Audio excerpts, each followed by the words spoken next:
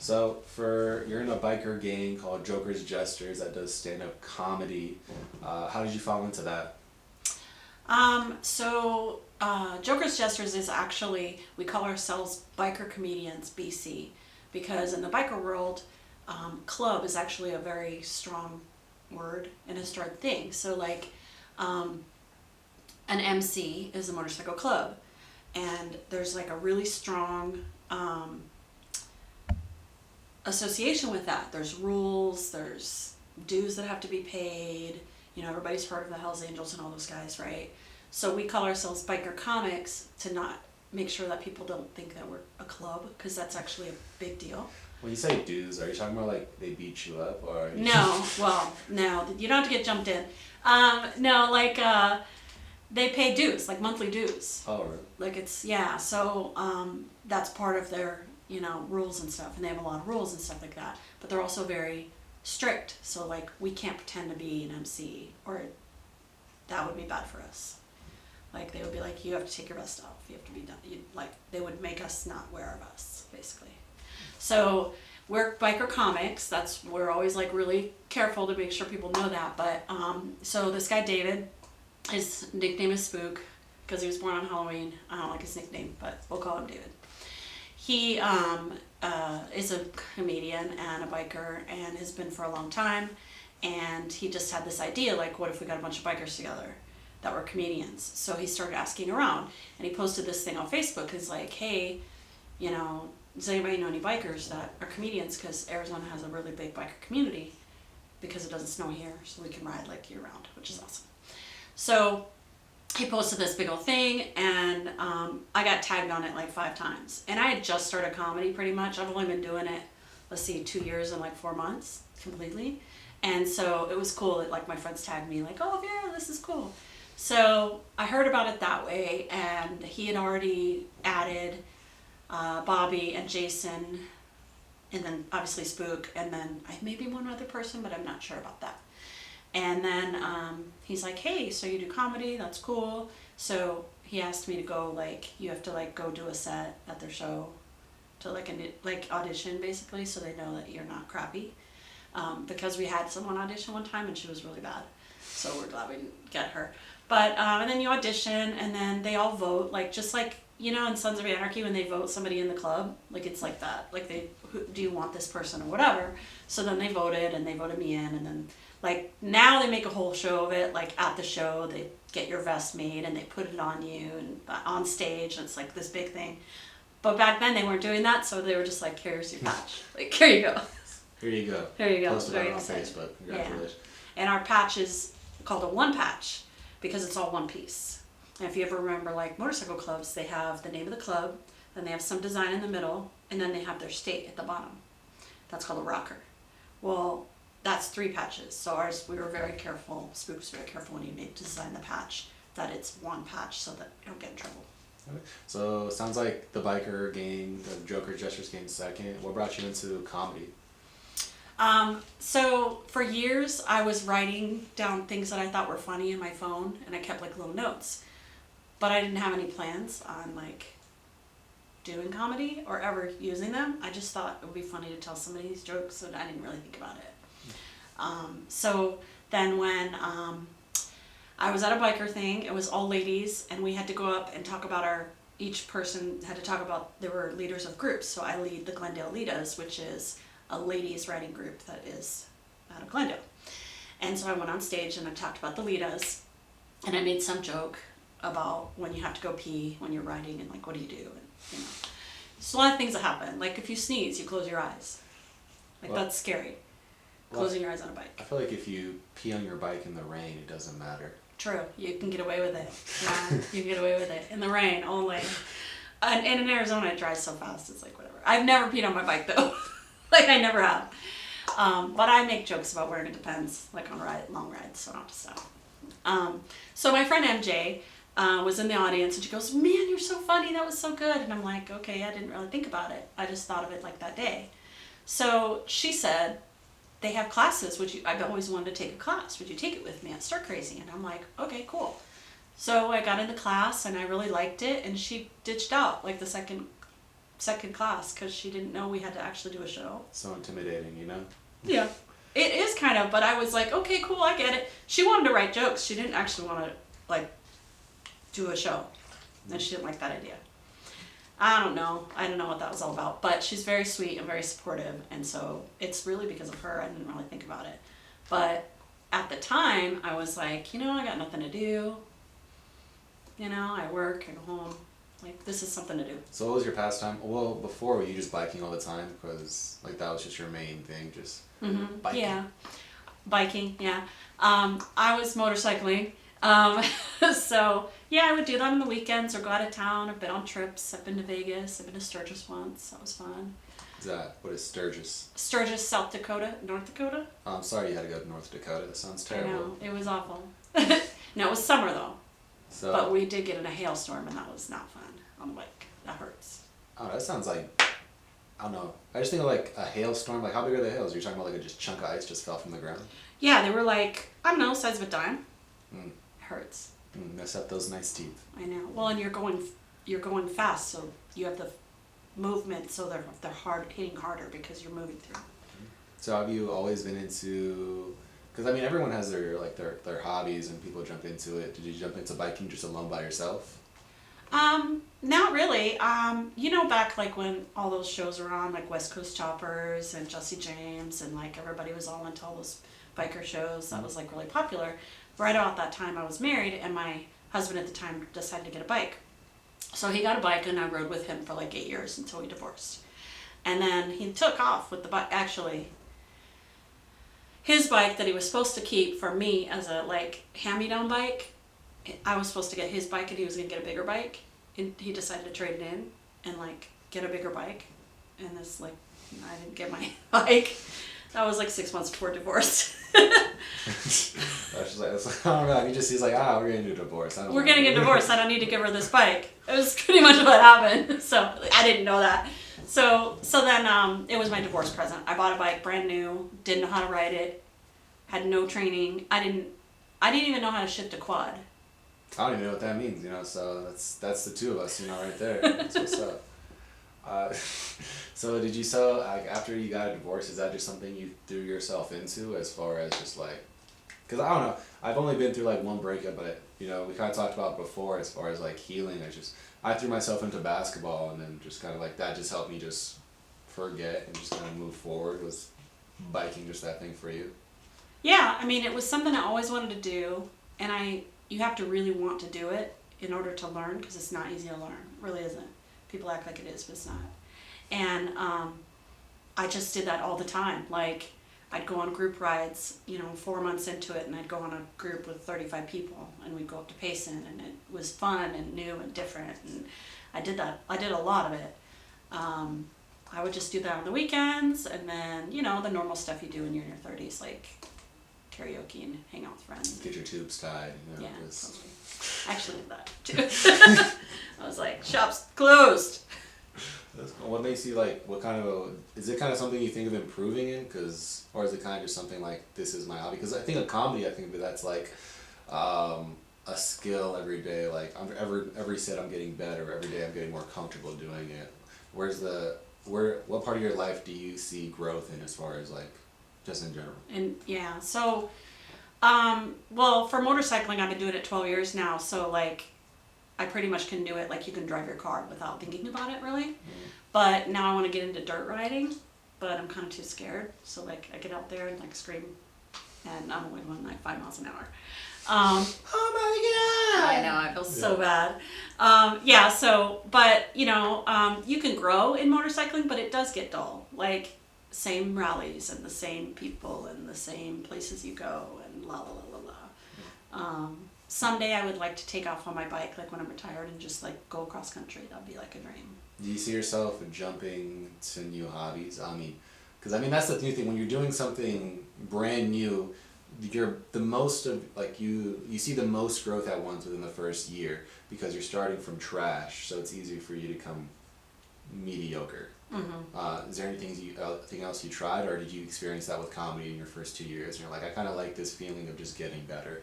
Yeah, I feel like with comedy, there's so much growth, potential. because you're never telling the same jokes forever. You're never, so maybe I want to learn how to, write a set that's got like one continuous story, or maybe I want to write a set that's for this niche market, or, so like the writing and the performing, maybe I want to do more physical comedy, or maybe I want to get into this club, or, that kind of stuff. So I feel like there is opportunity there to like grow forever. I feel like my dream would be to retire and then get on my bike and go across country and do like little shows. Yeah, that's pretty dope. Yeah. Like I don't want to be like super doing arenas or anything like that. I just want to be like a working comic and like do little shows throughout the states and like go on my bike from place to place. Just get cocaine at a Circle K and just kind of just go to live your life, Yeah. Does there, because I know people with me, at least when I look at my paintings, like people would tell me, it's like, how do you feel? And I'm like, I don't know, this is just a snail. This isn't really that deep. Do you see people dissecting your comedy, or is it just like not that deep to you? Because some people have just surface level jokes and some people go like deep with stories. I think it's probably surface level because like I'm mostly just trying to be silly and like shock the audience. I think that's kind of my style right now. I think eventually I would like to get to an actual style, like some comics have like this really beautiful rhythm and style, and I don't really have that. I'm just like throwing jokes at people. So I don't really get too deep, I don't think. I'm always like afraid of like crying on stage.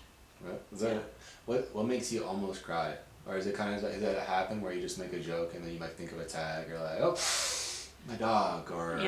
Yeah, that actually happens. So I had a joke about how when little kids say things that are wrong, it's like funny, right? But then when adults say things that are wrong, it can also be funny. They're gonna say it's just racist. It's just racist, no. I don't touch anything having to do with that because I'm afraid. But like, I have a joke about my grandma saying like, let's just fist bump each other instead. Whatever. Like, let's just fist each other, which she didn't say, but whatever. But I started the joke with, my daughter used to say lello instead of yellow. Mm-hmm. Well, and so I started to get choked up because I lost my daughter. Mm-hmm. And so I was like, oh, okay, let's push that down real quick. Like, that was rough because I had to just keep going. Once I got the next laugh, I was able to keep going. But for me, comedy is acting. Yeah. And my life is acting because I'm always pretending to be like a normal person out in the world. And when I'm on stage, I've got this like face on, and I don't like. There's me, and then there's this person that you see, and then there's you, but there's like this glass wall. Yeah. There's I watched the movie Funny People, and Aubrey Plaza, during that movie they forced her to do like impromptu stand up, and she said like and it's actually in front of a real crowd during the movie. And she says she doesn't like stand-up because it feels like an exaggerated version of herself. And I definitely feel that because I'm not that like inside of Target. I know you say this is like kind of an act you put on. Do you see yourself like, is it like an anxiety attack where it kind of just pops up like random things and you're kind of like, you have to suppress like a crying at the bank or something like that?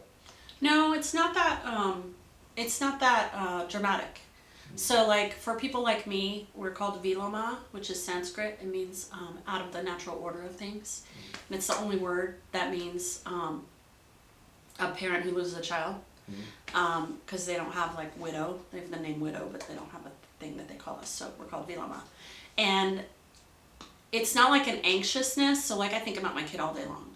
But like, I have to put on a face and pretend like I'm happy when I'm not happy. When somebody's telling me about their grandkids. And I'm like, yeah, that's great. And I kind of like have to act. Because I don't want to hear about your grandkids. Because like, I'm never having them. So I have like this anger and jealousy inside that I just kind of like gotta hang on to. And then I just pretend. So that pretending where you're acting like a normal person in the world and that you're not this like broken sad person is actually exhausting. Do you think it's very hard? That does seem... That's why I like comedy, because I can go up there and be really over-the-top silly. And, like, while I'm up there, I don't think about it. And I get, like, 7 minutes. You get 7 minutes? Ooh, you must be good. I know. I'm working up, I might get 10 next time. Who knows? No, do you think it's something that time heals as far as that, or I mean, how like do you think it'll be like that way forever? Because I don't know how fresh it is in your mind, or does it like this doesn't feel as bad as it did a year ago? My friend who lost his son, right around the same age as my daughter was, told me that the pain is exactly the same, but it's not, the knife isn't as sharp. So it becomes more of like a dull pain. So like, the pain never goes away, you never stop thinking about your kid, like ever, ever, ever. I know people that have lost a kid 35 years ago, and that's all they think about every day. Mm-hmm. But it doesn't make you like burst into tears as much. So like, I feel like the pain hasn't changed, but I've changed. I'm getting better at putting that face on and being out in the world with people. The pandemic was fucking awesome. Mm-hmm. So I didn't have to deal with people. So I could just be home, and if I was sad, I didn't have to smile. If I was having a good day, you know, that was cool too. But it's like, I have more good days now, so I think eventually it'll get to that point where I have more good days, but I don't have that much joy right now, so that's... Sounds more like it goes from an open wound to like a bruise. That's a good way to put it. Yeah. I mean, is it, I don't know, not to burst, is it kind of like always like what ifs, or is it just memories? It's everything. Like, I'll see something like your sunflower there, and that was her favorite flower, so that's why I have my tattoo. Things just remind you of them, or it'll be memories of that accident, or it'll be really scary, like a movie in your head. My mom says, the movie's playing in my head today, that's what she'll call it. And that's just like the trauma that you went through, so like the things that happened, the things that were said, the things you see. So sometimes it's like that bad, but sometimes it's just, I think of something funny that she said, and it's not like sad, you know, something silly that she did. I feel like it's weird, I don't know, not to your extent at all, but I kind of feel like my brother passed away from COVID, like during the pandemic and the whole thing, and I kind of feel like... I'm sorry. No, yeah, it's cool. People actually feel like more sad for me, like, I don't know, they kind of put themselves in that situation, like, oh my gosh, I'm fine, chill the fuck out. It makes it worse. Yeah, so I don't, it puts me in a weird situation when they ask me how many siblings I have, and I'm like, do I say like 5 or do I say 6? Like, do I really want to dip into something like this? So it's kind of like, I don't know, it's kind of... That's exactly what it's like for parents. I know so many parents like me, and they're like, you know, you tell them how many kids you have. Like, Mel's dad has my daughter's dad has a younger son. So when people ask him, they say he has a 20-year-old daughter and an 8-year-old son. And that's how he says it, and then he drops it. But like, do you want to get into that with somebody? I don't know you. Like, I'm not going to like go into my whole life story with you, you know? So like, you know, that's how I feel sometimes. So then you don't want to get into it, and you're just like, yeah, I have a kid. And then you just pretend. It's hard in the dating scene too. Like, I'm dating right now. Obviously, I'm single as right now. But like, how soon do you say I've got a dead kid? Like, nobody wants to date like a lady like me that's got problems, you know? Then if you wait too long, then it's weird. They're like, how many kids do you have? I'm like, fuck, do I say it? Do I not say it? Like... Have you gotten like a weird reaction? I mean, it is like just a super weird thing. Like, it's not like you're hiding. Maybe, I don't know. Not just saying like it's not like you're hiding something because something's not there anymore. But like, Yeah. Do you really just want to break into that, and maybe like, what do they think of it? Do they think like you're emotionally? Because I don't know. It just sounds like there's another emotional side to you that they don't even like have an idea about. Right. Have you ran into that? Well, I haven't gotten past like a first date, so I don't know. But I haven't really, I've not told a lot of people. I'll wait until like we're actually talking more, and then we'll see if like it comes up, I'll say it, and sometimes they just dip out, I just ghost at that point, which is fine. I think it's more me worrying about what they're worrying about. Like, oh, are they gonna think like I'm miserable, you know, which I can be, but I can also be like a regular person. Yeah, I don't know the stereotype that goes with, what was the word you put it? Miserable? No. Oh, Viloman. Yeah, I don't know the stereotype, because I mean, like, I think everyone expects when you're dating in your 30s and 40s, it's like people just expect there to be a kid or something like a divorce, like there. So if something's like not there, they're like, whoa, what are you? Like, what is... Right, yeah, that is kind of, some people say, well, I don't want to date somebody who's never been married because it's a red flag at 45, you know. Or 6 or whatever, and I don't want to date somebody that has never had kids because that's like, what's that about? But I don't know. I guess I should ask people what they think of it. Is there? I mean, I feel like even the support is like weird because there's not. Of course, there is people that can relate, but it's hard to seek that out unless there's like a support group. Is it? It's weird. When my brother passed away, I felt more comfortable talking to people that didn't know me, rather than like say my wife, because like I didn't want like or my mother, because I felt like if I expose my feelings, they're just gonna think about that for me from now on. How is it for you, kind of talking about it? I feel like a freak. I feel like the person that nobody wants to talk to. Like, I feel like I'm like this weirdo. Like, because they're like, oh, that's the girl that lost her daughter. Like, I know those conversations happen. I've figured it out. So it's weird to talk about it. Like, you're right. It's easier to talk about it with people you don't know because then you're not going to see them again. It's like, whatever. So I like being on stage, like, I'm never gonna see these motherfuckers again, like... Yeah.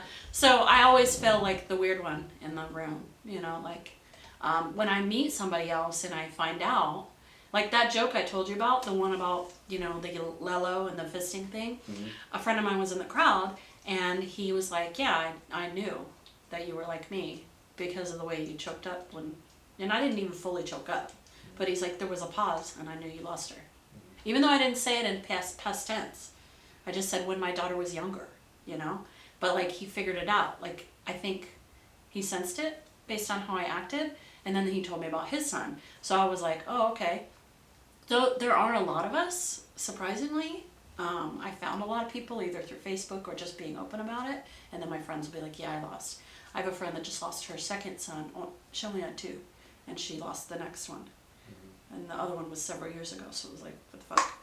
So, it's there, it's just, you know, it's good to find people that can relate because they can understand, like that thing I was explaining with the wall and having to pretend to be like a normal person all the time.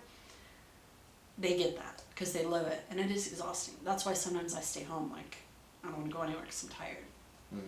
Yeah, I can definitely do that. Like sometimes, like, I don't know, nowadays, like, I don't like going to the grocery store without my headphones. Like, I don't want to have small talk with people, like, really anymore. So I want to get my stuff and go. I'll chat with the cashier maybe if it's a cool guy or girl, but, like, most times, like I don't want to have, like, this fake talk, and I'm like, I'm not going to dip into a deep conversation at Target. Yeah. How is it with, when your daughter passed, was it Mel? Yeah. Were you married, or was that post-divorce? That was post-divorce. So it just happened 3 years ago in January. So it was post-divorce. So, yeah, I didn't really talk. The first, like, few months is kind of like a blur, and you don't really have to do anything. People just do stuff for you. I had, like, a really good family support, so I didn't have to go to the grocery store and stuff like that, which was cool. But yeah, so, I forgot your question. No, I was just saying, like, because I read something, like, with when something happens as far as, like, say, like, a miscarriage or, like, a death of a child, it's kind of, like, inevitable, like, almost divorce most of the time. Oh, it's 95% rate of divorce for people who lose their children, that they're still married. I know 2 couples that are still together that lost their kids, though, so that's pretty cool. But most of the time, it doesn't work out. Because, like, even, like, not to get too deep, but, like, you lose your libido for, like, years. Really? Yeah, like, it's just gone. Like, that part of my life was just gone. So, I mean, I'm happy that it's back, but it took a long time. Like, and what if you were married? Like, I didn't have any responsibility in that area because I wasn't married, so I didn't have to deal with that. I don't know. Because at the same time, I feel like guys are different. It's just kind of like... Maybe guys are different. No, well, just kind of like an erection just comes so easily. Like, I'm not gonna lie. Like, it's like a sneeze. Oh my god, there it is. Like, I could say someone's ugly, but then when she's 4 feet away from me, I'm like, you know what? This is a different situation now. But, maybe it's different. I don't know. I never talked to a guy about what it's like for that, but I mean, it is a big deal, and you're not yourself, and then your spouse and you are both grieving and dealing with it. So like, how do you even support each other? Like, I had people all around me that knew Mel, but like, they weren't her mom, so like, they could support me in a different way. Like my best friend who stayed with me for 4 months, you know, stuff like that. Do you think like there's like because I just think of like love languages as far as it comes to marriage, because you know, if it's a common thing for like people, like a female sex drive to just vanish, and like what if like the guy's like that's how a guy recovers, is like kind of physical touch or something of that degree. I know. Then it was like, what do you do? Do you go through the motions for your spouse? Is the spouse being understanding and be like, okay, I get it? Mm-hmm. Like, then that part of your life isn't being fed.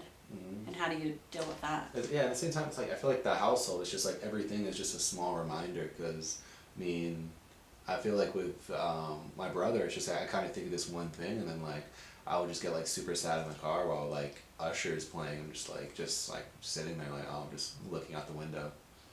Yeah. Yeah, there are reminders everywhere.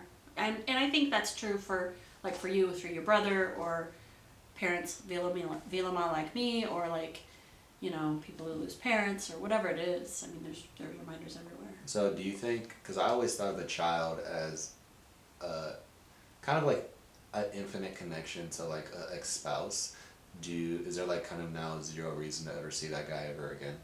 Oh, actually, no. We've always been really cordial and like friendly with each other, even through the divorce and when we were co-parenting. Mm-hmm. But no, we still talk sometimes, and we do.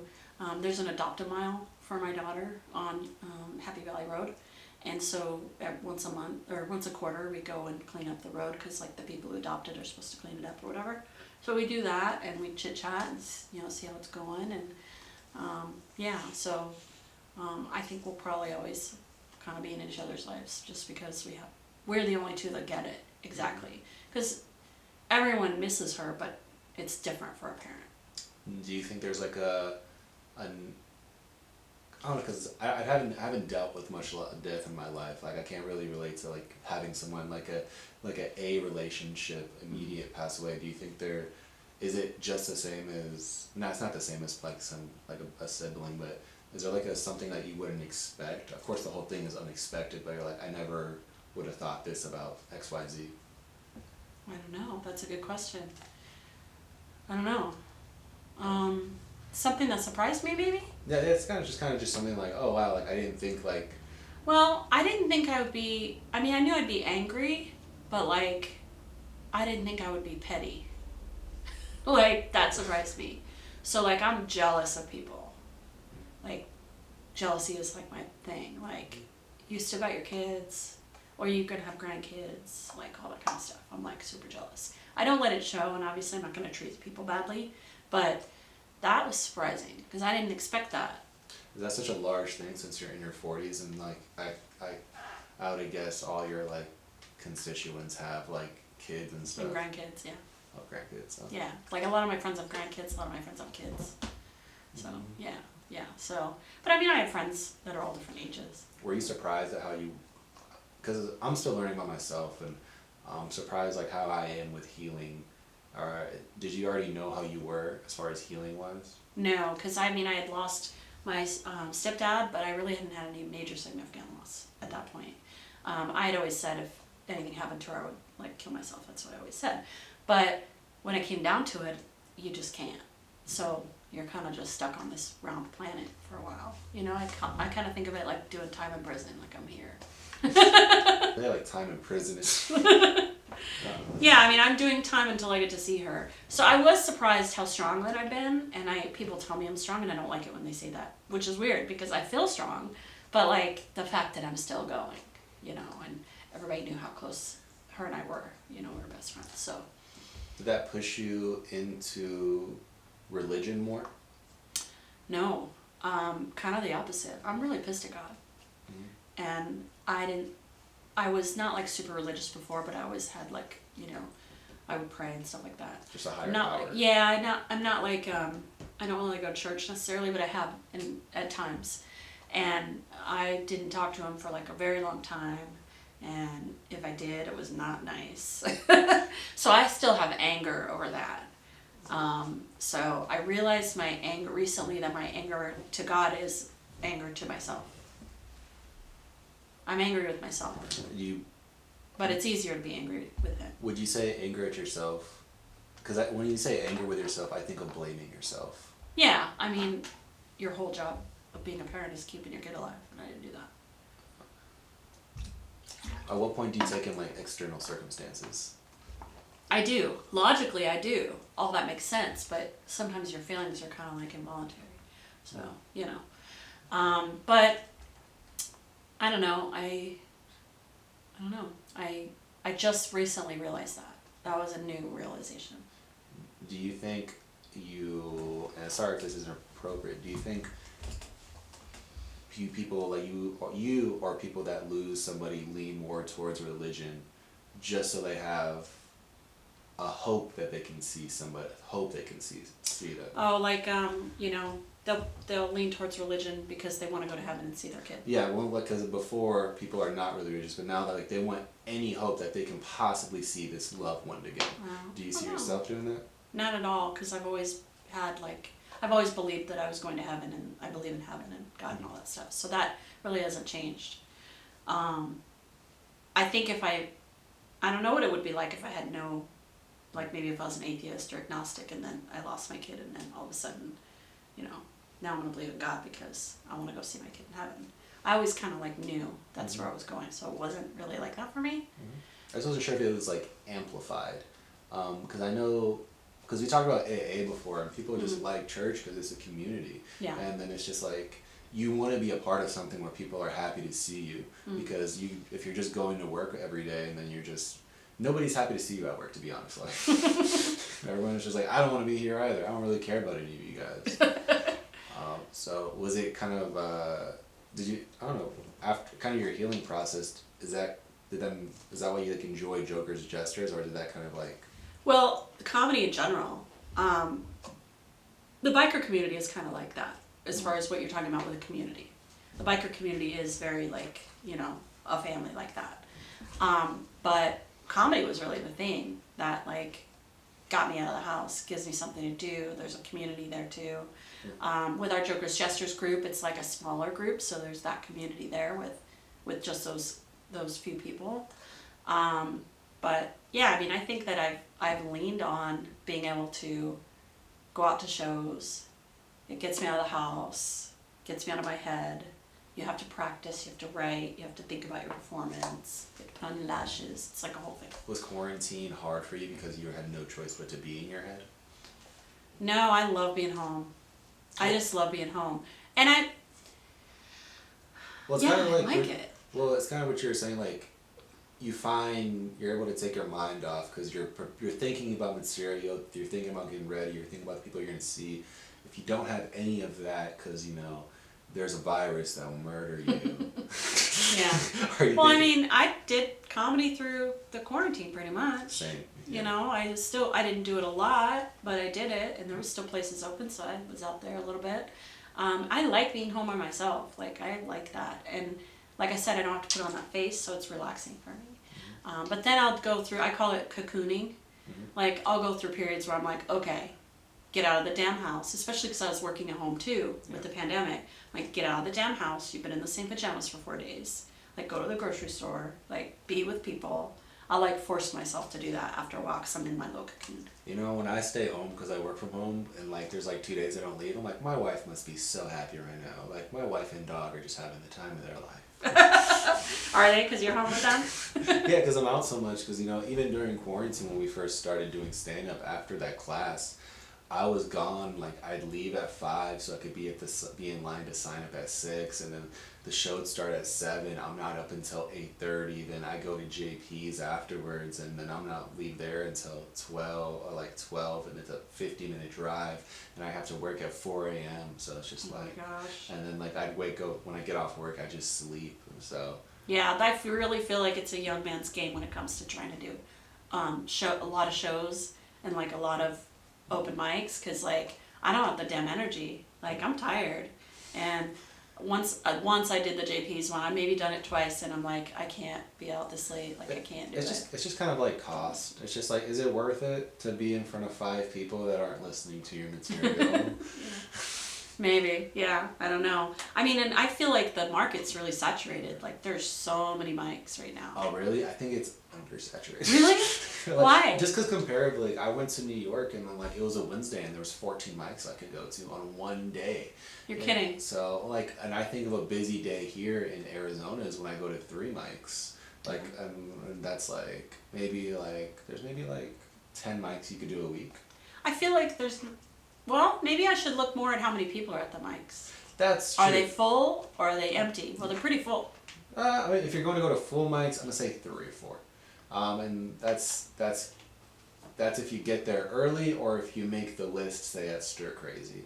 Yeah. But yeah, it's just like because you'll find a mic if there's 3 people there. Like you could just get a microphone and just start talking. That could be a mic. That's true. Yeah, that's true. But I'll leave it. I don't know. It really makes me emotional just about conversation. I mean, is there, as far as your experience, as far as like healing? I mean, if someone's healing or kind of going through a grievance, or do you have a piece of advice? Advice for people. The advice that I've been told and tell people is there's no wrong way to do it. It's the only thing that you can't do wrong, is grieve somebody. Whether you're crying or not crying, whether you shut down or don't shut down. It is individualized. Like what you do is what you need to do for you. Now if you're going out like beating people up, maybe that's like the wrong way to do it. But like aside from hurting people or, you know, hurting yourself, you can't screw it up. It's like the one thing you can't do wrong. Do you think the most toxic thing about your healing is just being petty? Yeah, maybe. Yeah. Yeah. Because Yeah. I don't see you beating people up, and No. at least I don't see you as like, you know, falling down in a Walmart holding a 40 ounce. Yeah. So. I've had days like that, for sure. But I do it at home. I do. Because I do it at Target, you know. Yeah, there you go. Big. I'm classy. I'm classy. No, it's really just do it your way, and also for people who know somebody, like every time you told people about your brother, they're probably like, oh yeah, my cousin, or oh yeah. People always want you to feel not alone. But for me personally, that doesn't help. I thought about that too, because like when people bring it up, because for me that just sounds like a comparing contest. I'm like, I'm not gonna try to one up you right now. Just let you know I'm here if you want a brewski. Like that's. Yeah, like just listen and be there. I think people want you to feel like you're not alone, but I feel like it's the opposite of what you want to hear. When you're talking about your loved one, you don't necessarily want to hear about someone else's loved one, and it does feel like a comparison. And I've had people, like I've known people in my situation, and people have compared losing their dog to losing a child. No. Yeah. Or their 90-year-old grandma to losing a child. It's like, it shouldn't be a comparison. We loved whoever we loved. I don't know. A part of me is kind of like when that happened, it's kind of like trying to like, hey, you know, my 90-year-old grandma died and I'm fine, so you should be fine with your brother passing away. And it's just kind of like, oh, it's kind of like, I'm just gonna Well, and people push on you what they think you should be doing about it. Mm-hmm. Like, oh, well, you know, have you been doing this? Have you been doing that? Are you crying? Are you seeing a counselor? Are you this? Are you that? It's like, I didn't ask for your advice. Mm-hmm. You know, like, I've learned on my own, like, what to do that works for me. Like, when I'm cocooning too long, I know it's time to get out of the house and be around people. But then I'll go slow, like, I'll go see, like, 2 friends. Or I go, like, out. Do you get overwhelmed after you cocoon just inside? Like, say if you went and then you were at a mic. I just say mic because that's where I'm familiar with you. You're at a mic and you see like 7 buddies and they're like, hey Vera, what's up? Is it overwhelming or is it mask? I don't know, probably mask. It does get overwhelming to people too much. Like if I do something on Friday night, I can't do something on a Saturday and Sunday night. Like I pick one day to be home. Because I can't people those 3 days in a row. Because it gets to be too much. Like it's exhausting. And when you're thinking about something so deep, this could sound like an asshole thing to say, but like, I don't care about your little problem right now because I'm thinking about my kid. Like, you know what I mean? That sounds terrible, but like, people are so like wrapped up in their stupid little lives and these silly little things that happen that get them all quirked. And it's like, dude, there's bigger problems for people. That's why I don't like. That's why I don't do the comparison because I was like, people don't care about your problems. Like if I don't know. I kind of think if someone tells me this, I'm like, they obviously just want to be heard right now. So even if it's for something they're just complaining about their work, like they just want to be heard. Like they don't want to talk. They don't want a job offer. Do you do you stay like alone, like by yourself, or do you like have roommates? Or, like, I have a roommate, yeah, which is awesome, which is very cool. I hope she never moves out. It's nice to have somebody there because I couldn't be alone. I haven't been alone. I haven't lived alone since it happened. There's no way I could do that right now. Yeah, it would be too hard. Mostly the first like year it was like somebody needs to be there because like bad things could happen. Like basically to babysit me. But after that year, like, you know, I just want somebody there because I don't want to be by myself. You know, so. What is a by I don't know, because I noticed with some people, like for my father, when he says spend time, he just wants me in the room. Like we don't need to talk. Yeah. Are you that type, or are you just like, do you just want to, you like having the option to talk to somebody? Yeah, I think that's it. I think knowing that there's somebody there in case something happens, or if I need help with something, or, you know, I want to talk. I do like when like a friend comes over and we just hang out and we don't really have to talk or anything. That's pretty cool too. Yeah, I've become an introvert, which is weird. Because I've always been like way on the extrovert scale. Like over the top extrovert. People all the time. I'd never wanted to be alone. I never wanted to like, you know, chill. Well, people say I'm extroverted, but I'm extroverted around 4 people. Yeah. If you put me in a club, I don't, like, I need a go-to person to talk to. Like, I don't feel comfortable around, like, 13 people. Like, I'm not that guy. And I've always been that girl. Like, I wanted, like, I could be in a party and I will have had brief conversations with every single person. But, like, someone like you're in a party and you have a deep conversation with, like, one person. But you're still enjoying yourself. It's just different. That's more you're maybe more on the introverted side. Yeah, I also don't like in clubs that they blast the music, so I have to like lick someone's earlobe if I want to talk to them. Gross. I'm just like, hey, I know, you have to get so close. So, COVID's made me like a germophobic now. Well, leave it off at that. Say your full name. Oh, my full name. Your full name. Vera Miller. Sometimes I feel like I say your name wrong. Because you say Vera? Vera, yeah. Either is fine. Vera. Vera. Yeah. Vampire. All right. Appreciate your time. You're welcome. Fade to black.